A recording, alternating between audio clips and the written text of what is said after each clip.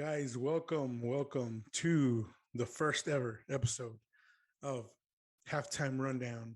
And we will be having a good discussion today. We actually have a guest coming in from another podcast show that I asked for him to go ahead and invite us. We're going to have a good talk around the draft, what position we want to draft on with the 24th pick. We're going to have some good conversations around the Amari Cooper situation and how all that is going to pretty much affect the entire offense and how that would work, right? We're going to touch a little bit about Dalton Schultz, the tag, how that kind of factors into everything that the Cowboys are doing. But we're also going to touch on the NFL a little bit. We're going to touch about the trade what happened with Russell Wilson, which was a big thing. We're going to discuss that a little bit, and a couple of other topics that I have ready to go for me and my guest. But just some quick thoughts around the draft. I really think that with how we're working, how the Cowboys are getting everything situated, we with this whole Amari Cooper thing, we might have to go receiver, but I wouldn't. I personally will go offensive lineman or defense. A sneaky need that I was telling that I will talk to my guest about is going to be linebacker. I really feel that if we can get a linebacker, someone like Devin Lloyd or Nakobe Dean, if they were to drop us down to the 24th spot, that would be awesome. But I know we need to address the offensive line. So we're going to have a good discussion around that and how that works. But I want to know your thoughts. I want to know what you guys think. What would you take on the 24th pick? You can go ahead and leave a comment down below with who or what philosophy you would take with that 24th pick. Now we're going to touch bases a little bit about the whole Amari Cooper thing. It's unfortunate that it has to come down to the salary cap and a salary cap casualty, in Amari. But every team goes through that. Every team that has to decide on veterans and who they let go. And at this time, I mean, by releasing Amari Cooper, you're saving close to 16 mil, which can be distributed among other stuff. So I know that Michael Gallup is up for a contract, so that can, we can sign Gallup for what 10 million, still have 6 million, pending depending on what the situation is, and we release Cooper. So there's a lot of things that can happen. We still got Gregory that when you sign. So there's a lot of things going on when it comes to that. But we're going to get into that discussions with my guests. We're going to go ahead and definitely talk about that and how that. But I want your thoughts around that. What is about the Amari Cooper situation? What do we need to do? What do you feel that the Cowboys need to do with the Amari Cooper? There's talks about trading him. There's talks about, just releasing him. If you trade him, you have to find someone that's going to take on that contract, right? Um, if you release him, the teams don't have to trade. They know you're going to end up releasing him, so they can just wait and then be patient and sign him. But if they do trade for him, they have first dibs. They can restructure his contract. They can, don't have to go into a bidding war with other teams. So that's the benefit that those teams would have if they want to trade for him. But yeah, we're gonna discuss that and how that works. Again, go ahead and leave me your thoughts and your comments below about the Amari Cooper situation. We would definitely want your info on that. But yeah, man, thank you for joining us again. How I mentioned, this is our very first episode 1. I have a lot of these planned. I want to have as many guests as possible for you guys. Thoughts with some of my boys, some of the people that I like to talk to sports, just to get our thoughts out there. I really appreciate this type of platform that allows us to actually do that. I'm a person that likes to speak my mind in regards to sports and things like that. So I appreciate you jumping on and watching this if you are. With that said, please click on the subscribe button. Subscribe to our channel. Give us a like when with this video or other videos in the future, but click on that subscribe button so when we come on and we provide show for you with this video podcast. So I appreciate it once again. Thank you all for joining me on this journey with this episode one. We're gonna get started here in a bit. We're gonna go into a little short break just for me to go ahead and bring our guest on the line, and that way we can start talking. We can start debating, see what we do, see the info that we get. But yeah, once again, I appreciate y'all. Thank you for joining me in our first episode. Please hang on for a second with this short break, and we'll come back with our guest. Thank you.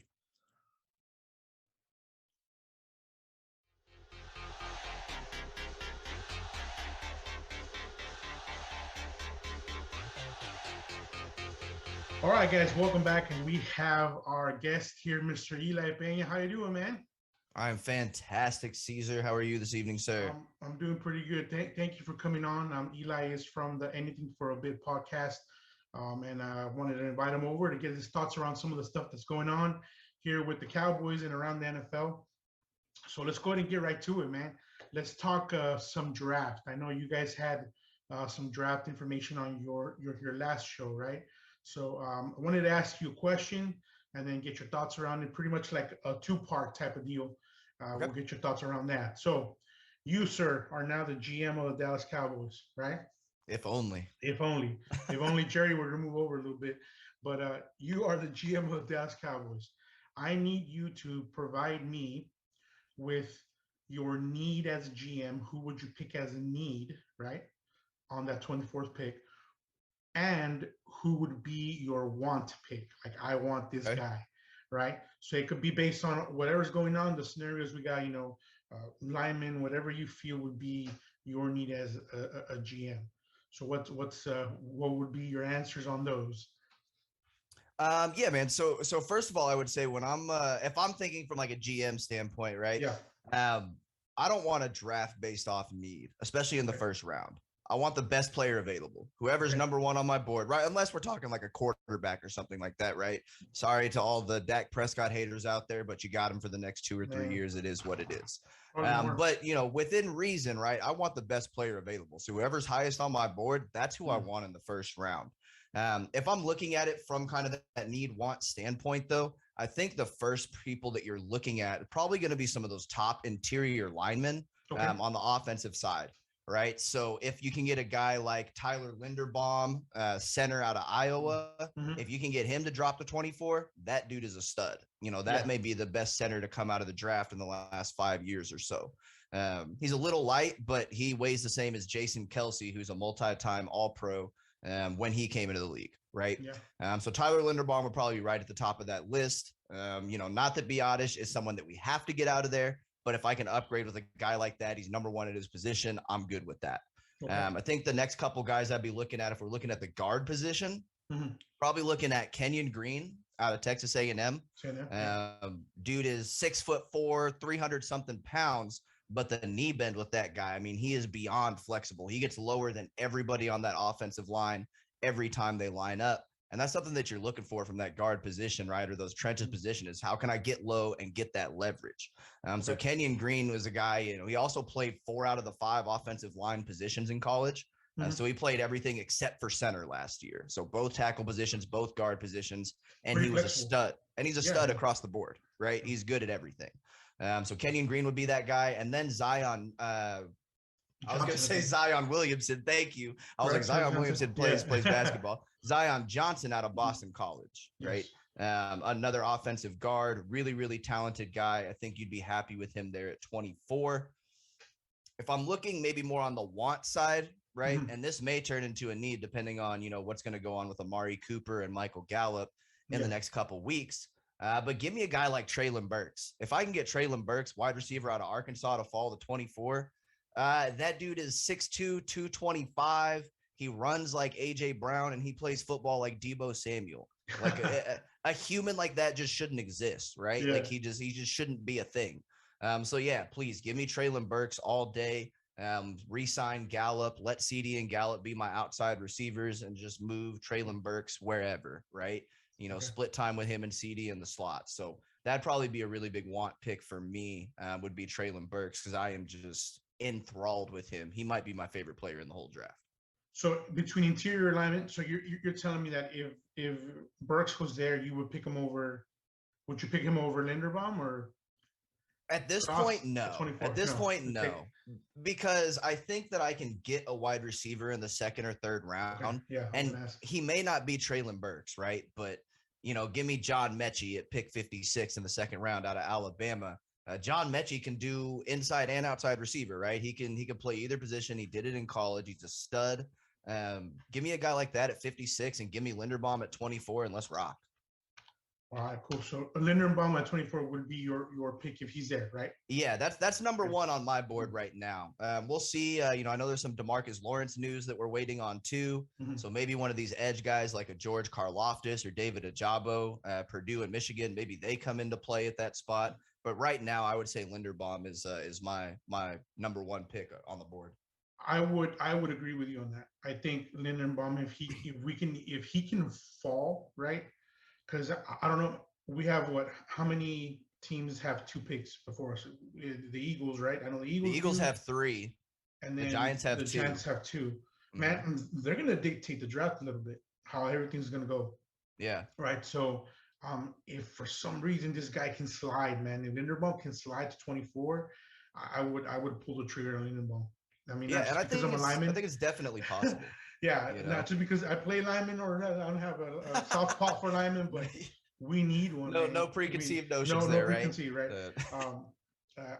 We need one. I honestly don't feel Connor Williams is coming back. He's not. I don't think. If we bring Connor Williams back, man, that's a whole nother story. But he's not coming back, so we need to fortify the line some way, right? Even if we put in someone that we bring in, if we have Linderbaum in there, he can solidify and help out Bulgar. I don't think Zach Martin needs help, but the other side, I mean, we're going to help. So I would definitely agree with you when it comes to the 24 pick. Now, my want, right? Mm-hmm. I would love if Nakobe Dean slid down. That was another guy that I was looking at right there. Yeah, he's on that list for sure. If Nakobe Dean could come down, right? Yeah. And Linderbaum's off the board, just imagine the flexibility we can have with Micah. Right. And we have Dean, man. I mean, that could be our defense could command. It could be and then that can help out. If we decide to get rid of D-Law, I don't know how that's going to go. Yeah. But I mean, if we re-sign Gregory, which I thought we were going to put the franchise tag on, well, that'll be something else right now. But man, I mean, just that little movement, would be great. Second round though, I want you. I don't know if you've seen this guy or not, but Sky Moore. Receiver out of Western Michigan. Western Michigan, yeah, man. Sky Moore, man. If that dude, we can pick up that dude in the second round, man. I think I would be okay with a Linderbaum Moore or a. I kind of wish that Sky Moore didn't go to the combine. Right now, because before the combine, everyone was talking about this guy, 4th round because he's just a slot guy, maybe a 3rd round guy because his tape looks really good. Then he goes and blows up all the tests at the combine, all the route drills, everything just looks crisp. Every in-breaking route, out-breaking, the over-the-top route, it just looked good. Everything. He looks good, man. He looks really good. Yeah, that dude's not getting out of the second round. So yeah, if you want Sky Moore, you better take him at 56. Yeah, and I would be okay with that. I would be just fine with that pick. So those would be my 2 rounds. That right there, Linderbaum Moore, Dean Moore. Mm-hmm. I don't think Daxton Hill, the safety for Michigan, is going to follow the second round. But no, you're probably looking at like a Lewis Cine maybe, Jaquan Brisker, one of those guys. So Cine out of Georgia. Man, Lewis Cine is a guy that everybody said can only, run forward and hit, but he looked really good at the combine too. But he can run pretty hard and can hit pretty hard. Yeah, 6'2", ran a 4.37 at 6'2". So he can play safety for me. Come on down, baby. Sign him up, right? So, but honestly, I'm thinking at the moment, the way everything's kind of lining up, man, our linebacking crew might be a sneaky need, man. Because I mean, who else do we have on that signed? I think the only one is Jabril Cox. He's coming out of ACL. Right. So. You have Jabril Cox. You have Micah Parsons. And don't and know what? Who else. What do you think? Have you looked at the other Georgia linebackers at all? Quay Walker and Channing Tindall? No, I haven't looked at their film, but I've heard quite a bit of them, right? Quay Walker in the second round, if he could make it to 56, which I don't know that he will. Quay Walker, linebacker out of Georgia, really, really good player. Good instincts, good pass coverage. He can come forward on the blitz a little bit. So Quay Walker, if you don't get a guy like Nakobe Dean in the first round, maybe you go Linderbaum 1 and you go Quay Walker 2 or something like that. Okay. Channing Tindall, probably going to be a guy that goes in the third round. And this is a crazy thing about Georgia's defense, right? Channing Tindall never started a game at Georgia, and he's going to be a third round linebacker. Yeah. That's just how stacked that defense is, man. Give me the whole Georgia defense. I was kind of hearing something about Jordan Davis, right? Jordan Davis, oh yeah, the DT out of Georgia. So the way this guy was talking about Jordan Davis was that he actually made Nakobe Dean. He kind of, because of how he would take up the middle, right? I don't know, man. I don't know how to. I can see that, right? Because that guy's a stud DT, but I don't know the way I've seen Dean and the way the other linebackers. I'm gonna view the linebackers probably going to watching the film, but I don't know, man. I mean, a lot of mocks have us taking Dean, not Dean. I'm sorry, Jordan Walker in 24. I don't know if you've seen some Jordan Davis. Davis, I'm sorry. Yes. Yeah. At 24. So. After the show he put on at the combine, man, Jordan Davis will come to my team at 24. That's okay. I don't know that he'll be there anymore. Right. I mean, this is a 340-pound man that ran a 4.78 40-yard dash. Bro. Dontari Poe is the second fastest 40 time at that weight, 340 pounds or more, and he ran like a 4.9 something. He blew that out of the water. I mean, it was nuts, man. It was absolutely. He broke the record for long jump or for broad jump for a 300-pound player. All the drills look good. And the biggest thing with him, the reason that he's not higher on draft boards is because people don't think he can rush the passer, right? He was primarily a two-down player, stuffer, right? But if you're that explosive of an athlete at that size, my defensive line coach can teach you how to rush the passer. And if he can't, I need a new defensive line coach, right? Because if you're that athletic at that size, I can teach you to rush the passer. Jordan Davis could definitely be on my team at 24. Dan Quinn, right? Yeah, right, exactly. Jordan Davis, come on down. Let's boogie. I'm with it. Man, I'm around that weight, and I don't even can get to the fridge at 3.4 seconds. I don't think I can get that fast, man. At this point, he'd probably outrun me. Even I ran in the like 4.6s in high school back in the day, but by this point, man, I'd be lucky to hit a 5 flat. That was an insane run, man. It's cool though. It's good. All right, let's go to the next topic, man. Sorry to keep you all up on that. Draft is my favorite thing, man. I could talk about that all night. So you gotta tell me to move forward. Well, we're gonna invite you on the next one. We're gonna talk some more draft before the draft. So, talk to me about your thoughts around Amari Cooper. Right? There's a lot of rumors. There's a lot of things coming out of Frisco over there saying that it's gonna be released. What are your thoughts around Cooper? Well, I think it's more thoughts around how the Cowboys handle business in general and how we got to this point, right? Me and my co-host Tyler, we did a show about this last week, kind of talked about this topic a little bit. And I think really what you're seeing with some of this stuff is just how the Cowboys have gotten killed on deals and what it now leads to.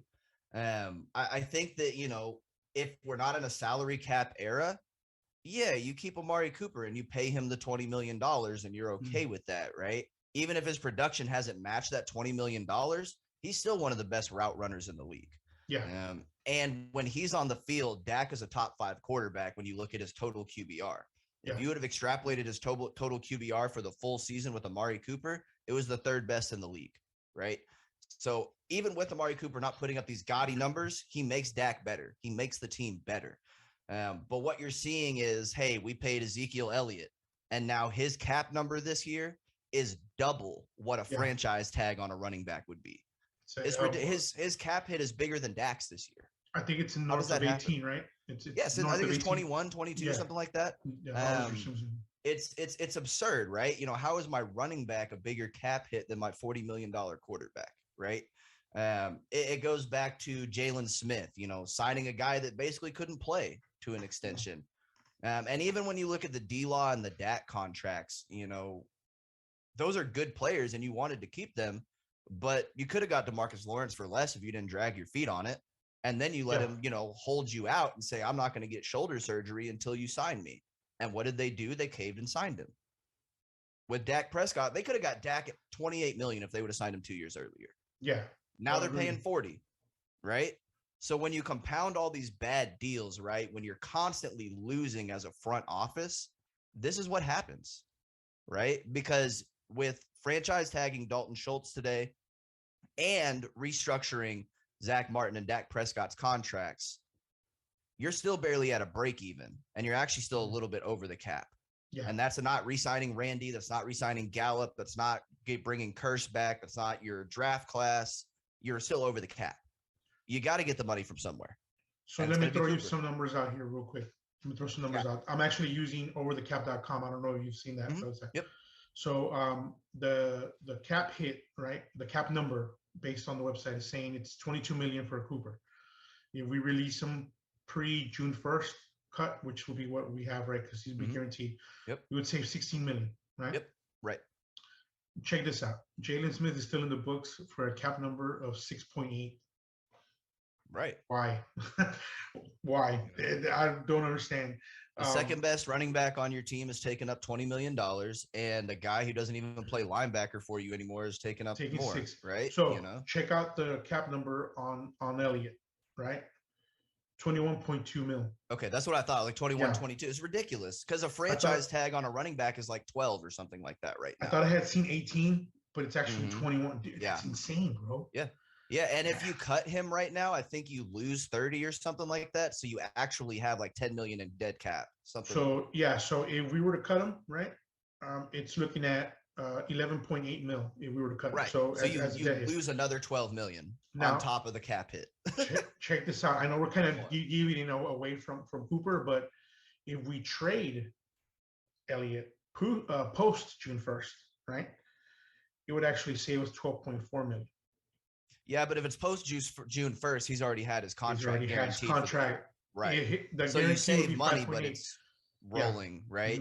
Mm-hmm. And nobody's trading for Ezekiel Elliott with that contract. It's not going to happen. I don't think it's going to happen. No way. But man, so you're I really feel that you're hitting it pretty dead on with the whole front office deal, man.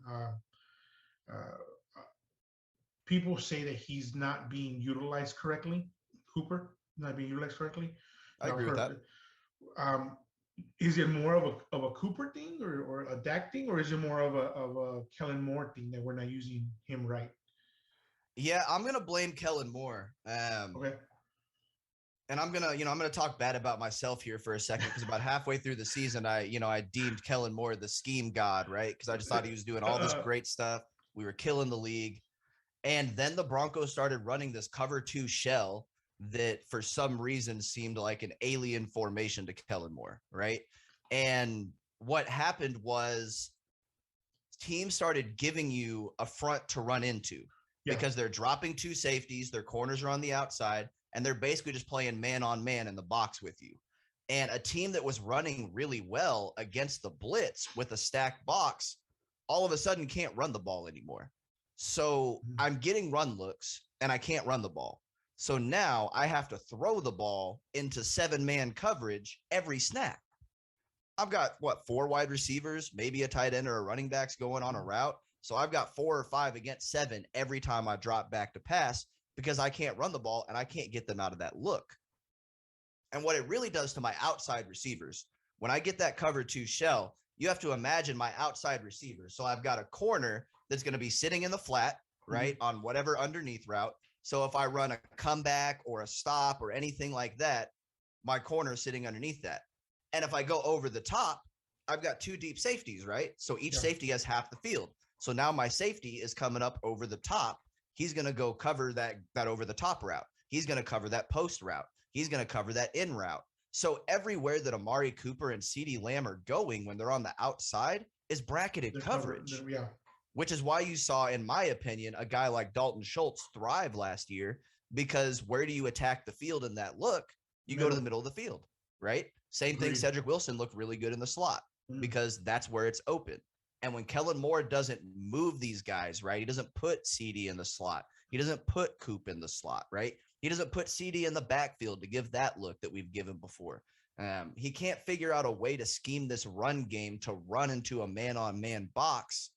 Yeah, it's got to be on the OC. It's hard to put it on Dak because, again, I'm asking my quarterback to throw into 7-man coverage every time. That's insane. That's not what you want. You're asking him to facilitate what you're telling him, right? Right.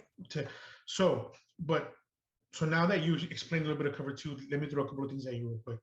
Have you seen Kurt Warner's breakdown on YouTube? Yes, I love Kurt Warner's quarterback. The Niners. Yeah. Versus, dude. Yep. His quarterback confidential is awesome. So many ways we could have changed the attack we could have done. Yeah. So, question to you. Do you pass to run or do you run to pass?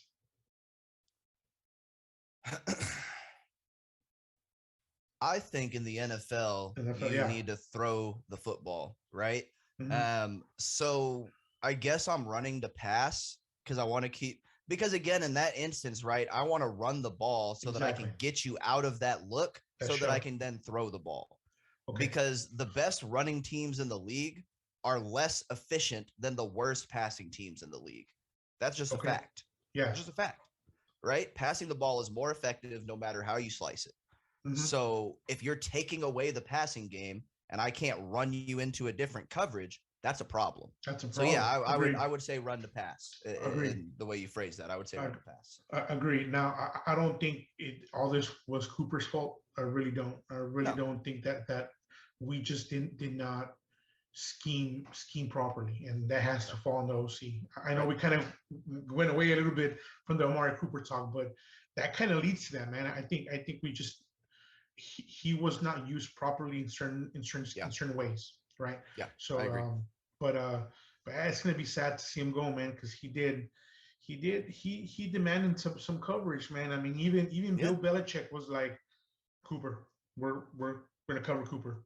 CD and Gallup and Schultz are not going to demand double teams the way that he does, right? They're just not, and I think CD's got that number one potential, and he could be a number one receiver next year, right? We could see a breakout, but I don't know. It could end up being like a Antonio Brown, Juju Smith-Schuster scenario, right? Where everybody was like, Juju's going to blow up now that AB's gone, and it never happened. Nothing. Because he wasn't as good as AB.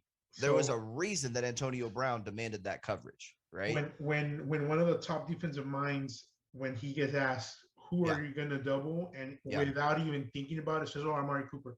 Yep. That has to tell you something. Yep. Right. So man, we release him, our passing game's it's gonna trickle down. I think we're gonna see a couple of things that are gonna happen. Yeah, I will say this if I can, just kind of on that note.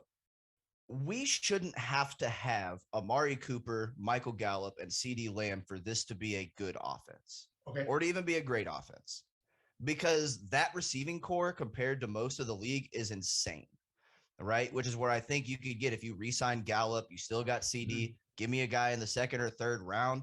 If my offensive coordinator can't figure that out, right? The Bengals just figured it out without an offensive line. Joe Burrow getting sacked 9 times a game and made it to the Super Bowl, right? And their receiving core is not better than ours. Man, it's not. So we shouldn't. Do I want to keep Coop? Of course, right? Give me all the good players, but I don't think it should hinge on our success, because my scheme has to be better. Yeah. My coaches have to make the game easier for my players to play. And if they do that, I think we could see a very efficient offense next year without Amari Cooper. You have just opened up a rabbit hole, man, because I can talk scheme and fitting the scheme to the player, or do you want to fit the player to the scheme, or we can do all that. We can do that some other time. We're not going to go. Yeah, for sure. But yeah, man, thanks for your thoughts on that. I mean, what you said was right on point, man. We just need to see how this is going to flow, but I really feel that they're going to release him, and we'll just go from there. We'll see how it goes. Mm-hmm. Those are the guys that get paid. Well, he doesn't get paid, right? He owns a damn team, but he's going to be the one that makes decisions. So we'll see how it goes. So you mentioned Dalton Schultz, right? Got franchise tag. Did you see that number? It was 10.8 mil. 10.8. Is he a 10.8 tight end? No. Per year. No. Dalton Schultz is a guy that I could go find in the third round of every single draft ever. That's who Dalton Schultz is. Yep. Dalton Agreed. Schultz is a classic. He's the exact opposite of Amari Cooper, right? Where we just talked about Amari Cooper and how the way teams were scheming against us impacted him negatively, and our OC couldn't help him. Dalton Schultz is the exact opposite, like we just talked about, right? Yeah. Because he was always the open guy, because it was always the open read, because that's the way the cover two defense works, right?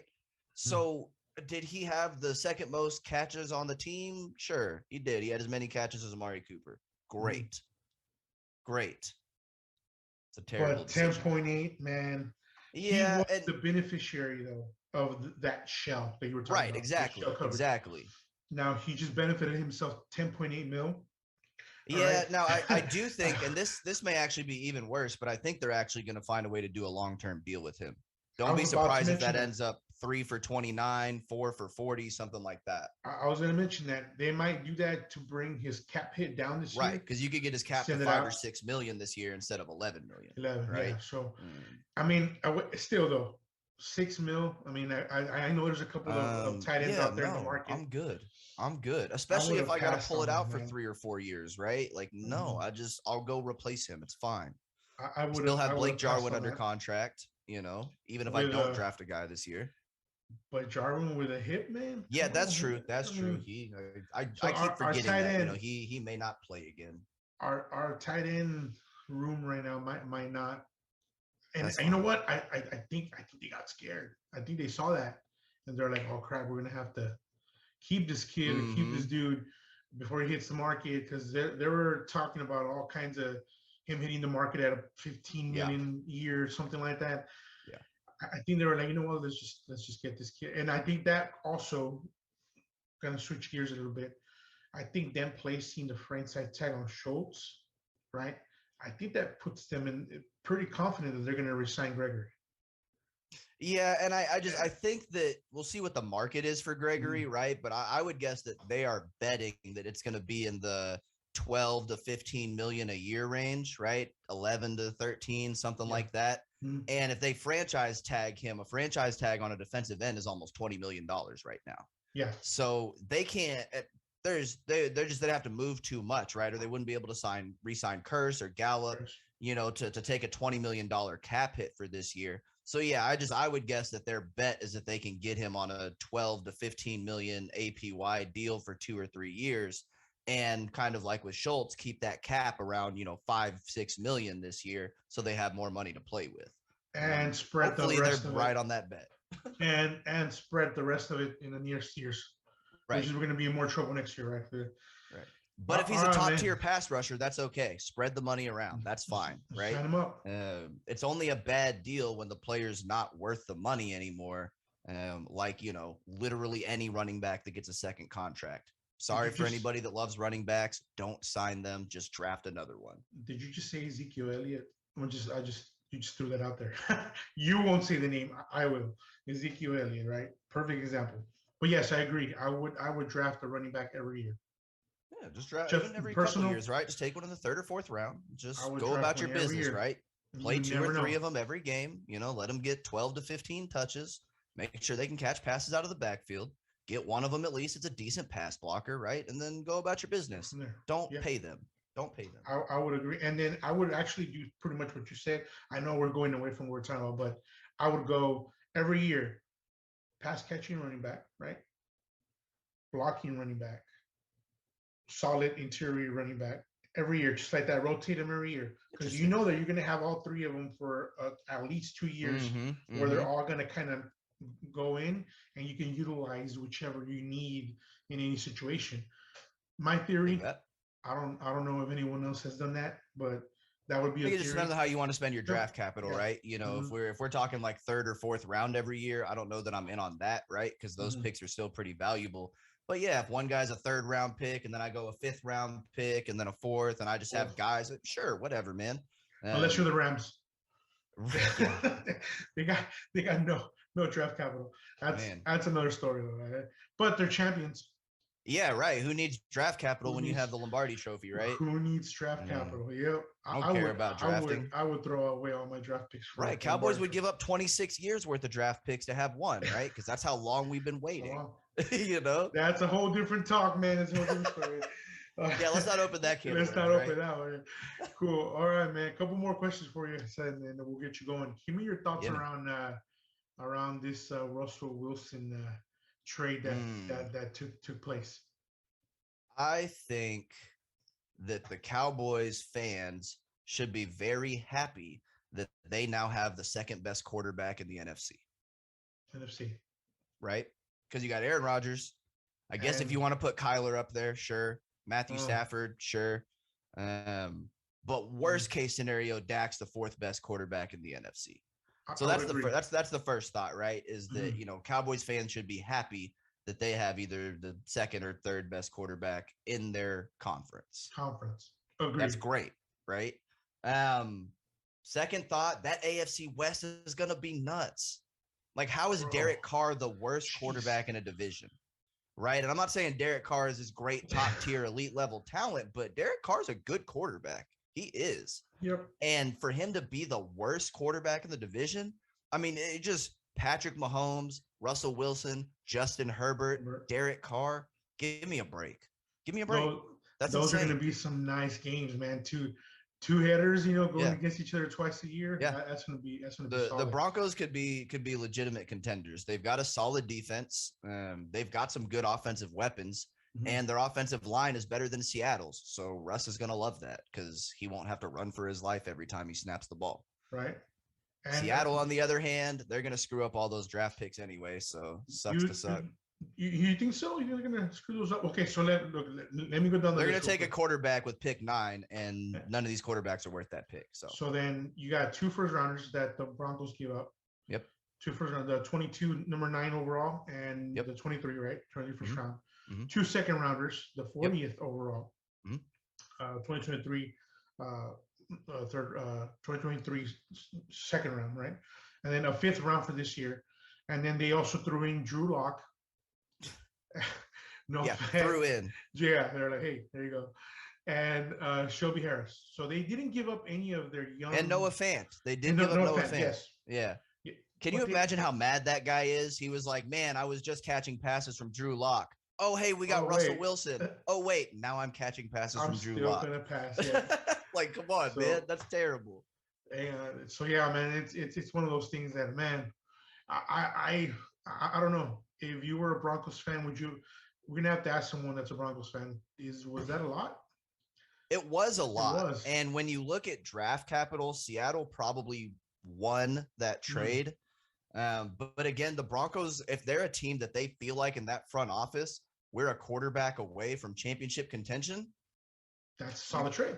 You go get the guy, right? It doesn't matter. There's not a price that's too much if that's all you are away is a quarterback. Right? The Rams just showed us that. If they felt like they're a quarterback away, and I know they went and got Von Miller and Odell right later on in the season, but that was kind of the offseason move. It was like, hey, we're a quarterback away. And it's a very similar deal that they did with Detroit, and they got a trophy out of it, right? So I think it's a deal that you probably are happy about on both sides. Seahawks fans probably aren't happy that they're going to lose Russell Wilson. And they cut Bobby Wagner. I don't know if you saw that, but Wagner's gone I was reading that. Yeah, man. So they're probably not happy about that. But if they draft well with those picks, they're going to have 2 top 50 picks now. I think they still have their 2nd or 3rd round pick. So they're going to have, 3 or 4 top 100 picks this year, and 4 or 5 next year, right? Yeah. So they are going to be in a good place from draft capital. They're just historically kind of a bad drafting team. Yeah. Right. Agreed. They did take DK in the, end of the 2nd round or whatever that was. And that was a steal, obviously. But they also took Rashad Penny in the 1st round. And I was going to say that. Y'all let me know if you know who he is, because we'll see who wins this in 1 or 2 years from now. Yeah. Because if the Broncos are hoisting the Lombardi, everyone's going to say it's a win, right? It's a win. Nothing else matters. If the Broncos just tank, boop, and all the draft picks go to Seattle and they actually come out winning with good players, There you go, man. I think timing is kind of interesting there too. And I know you always want to compete, but again, we talked about those quarterbacks, and it's like, man, do we really want to invest all this draft capital and bring in this guy here to compete with Mahomes and Herbert 4 times a year, and then Carr 2 more times just as a throw-in? Like, but that also tough time to compete, right? but that also what could have been the drive, man. Oh man, we need to face Mahomes twice. We need to face Herbert twice. And they were one game out of the playoffs last year with Drew Lock at the helm. So yeah. So that could just be. I mean, it's just we'll see how it goes. All right, man. So what you got going on? Tell us a little bit about your podcast. Yeah, so we do it on YouTube, usually live shows. So, pop in, subscribe, see the live chat and everything. Talk with us. We love to fuel the show with what people have to say. I have a ton of haters that hate my Dak opinions and Zeke opinions. And that always gets me going, right? I end up doing a show for an extra 15 minutes because I'm yelling about Dak or something. But yeah, it's the Anything for a Bit sportscast, something we started doing at the beginning of last season. I used to walk around saying that I'll do anything for a bit, right? I like to have a good time. I like to clown around. So we were talking about, hey, what should we name our show? Anything for a bit. There you go. So yeah, me and one of my really, really good friends, Tyler, we've talked about doing this for 6, 7, 8 years at this point. Finally set it up. It's been a lot of fun. Going through everything year round, right? So right now we're heavy in the draft season. If you guys can't tell already by this point, draft is my number one thing for the football season. I'm all the way in on that. I've got my own draft board. I watch film. I rank players. So you'll see some of those videos. I'll do some solo video uploads where I'll actually upload positional rankings. So I did my Amari Cooper ranking or my wide receiver rankings because of the Amari Cooper news last week. Maybe looking at some defensive end rankings this week just to, because they're talking about DeMarcus Lawrence now. So yeah, a lot of mix of different stuff, but we do a lot of live content, usually once a week, Thursday evening, Saturday afternoon, somewhere in there usually. But yeah, man, it's been a lot of fun just having good times talking Cowboys, and would love to have everybody come join. Come see me. That's awesome, man. Thank you so much for coming on, telling us a little bit about your, and hopefully we can make something of it, man. Hopefully we can talk every 2 weeks or something. Come on by and give us your thoughts around stuff, and we would definitely love to have you here at the halftime rundown. So thank you so much. Any Twitter, emails, anything like that you have that you want to give out? That way they can follow you on YouTube. How do they look you up? Yeah, so YouTube, you can just look it up. It's the Anything for a Bit sportscast. You can find me on Twitter at Anything for a Bit. So anything spelled all the way out, right? No letter, no numbers, no cute stuff, anything like that. Anything for a bit, just like it sounds, just like it's spelled out. So you can find me on Twitter there. I'm tweeting stuff about the Cowboys, the Combine, the NFL Draft, and having a good time on that side of things too. Trying to grow that Twitter piece, talk to people more that way. But yeah, you can find us over there. You can find me, like I said, on that YouTube channel. Me and my buddy Tyler over there, co-host and the co-captain's chair with us. We just have a good time, man. So yeah, please come out and listen to us. Come take a look. Let me know my opinions are terrible. I love when people tell me I'm wrong. There's nothing better. There you go. Man, I'm probably going to upload this to my channel as well with your permission. So if you want to go ahead and just plug your stuff real quick, that way anybody on my side, if they want to follow you, I want to make sure that we're good there too. Yeah, man. So we just created our YouTube channel, and it's going to be under, you guys can look us up under Halftime Rundown with Caesar. You guys will be able to look us up there. You can reach out to us if you have questions, concerns, anything in regards to the show itself at halftimerundown@gmail.com. Have not created social media yet on that, but I'm working on that, man. I'm getting that set up. But for sure, if you look us up, search us on YouTube, Halftime Rundown, you'll be able to pop us up, see the channel.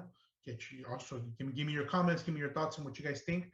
I would love to have people on that's random people. We would love to have them on too, man. We'll see what we can talk and we can do. So, but yeah, man, thank you so much for sharing us on your channel too. And Eli Pena, for everything from a Bit podcast. Thank you, brother. We appreciate it, man. Cesar, have a good night, man. Thank you. All right, brother. Thank you very much.